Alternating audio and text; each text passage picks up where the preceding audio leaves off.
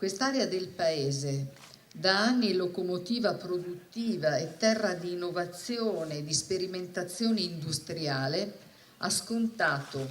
per troppi anni una mancanza di attenzioni adeguate da parte del pubblico,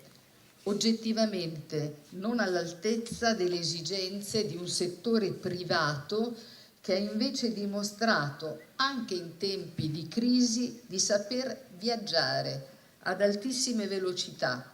Così la Presidente del Senato, Maria Elisabetta Casellati, rende omaggio a Venezia e al Veneto, promettendo a nome dello Stato una maggiore attenzione di quanta ve ne sia stata in passato, prima di posare la prima pietra del nuovo cantiere per l'ampliamento del terminal passeggeri per l'area extra Schengen dell'aeroporto Marco Polo di Tessera. La nuova struttura, che sarà ultimata nel 2020, è solo un altro tassello del mosaico del gigantesco piano di sviluppo del terzo scalo italiano. Un programma di sviluppo estremamente complesso, compiuto tra l'altro nell'ininterrotta operatività dello scalo e che ci porterà entro il 2030 a più che raddoppiare la superficie del terminal, portandola dagli attuali 80.000 metri quadrati a 180.000 metri quadrati.